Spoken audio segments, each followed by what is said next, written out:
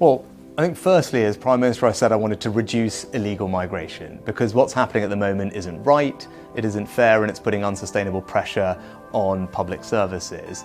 I want to fix that, and the steps we've announced today will make a significant difference. First of all, a new deal with Albania, meaning we can swiftly return the vast majority of Albanian migrants back to what is a safe and prosperous country. Secondly, I've spent a lot of time getting under the bonnet of our system, and I think we can make it work better and more effectively and quicker. And lastly, and very importantly, next year we will introduce new laws to make it unequivocally clear that if you come to this country illegally, you will have no right to stay, and we will be able to return you back to your own home or a safe alternative. Now, there isn't an easy fix to this problem, and we won't do it overnight, but I'm determined to do everything I can to stop the boats. Well, I'm confident that it will be, and we are going through a court process with that, but I've also said today that we will introduce new legislation in the new year. Because what I want is a migration system whereby if anybody comes here illegally, we have the ability to send them back to where they came or a safe alternative. They should have no right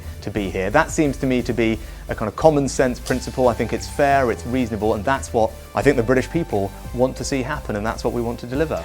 But we must have control. What people want to see and what I want to deliver is control of our borders. We don't want people coming here illegally because it's not right, it's not fair, it's breaking the rules, it's jumping the queue, it undermines trust in the system. I want to put an end to that, and that's why our deal with Albania is important. That's why the new laws that we'll bring in early next year are important. And once we do have that system up and running, it's absolutely right that we have a conversation about the number of people that we can welcome here fairly and legally, as we have done with Ukraine.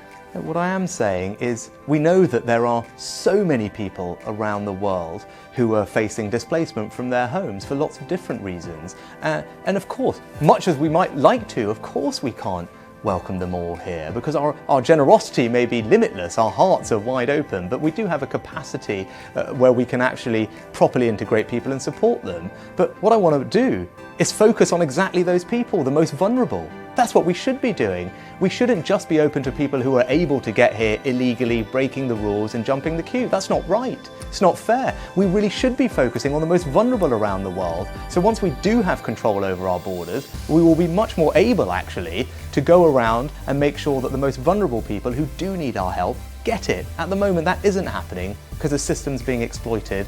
That's not right, it's not fair, and we've got to fix that. So first of all, we have a system that no one else has that we should be very proud of. But what I think everybody would want to see is that system not being exploited. And that's what's happening currently. So it's entirely reasonable that we have a threshold that someone has to meet where it's not just a vague suspicion that they might be a victim of modern slavery, but that there is a reasonable belief and evidence to think that they actually are. And you know what? It's not that controversial. They have a pretty similar standard in Germany, for example. And that's how we will focus our help and our support on those who actually need it.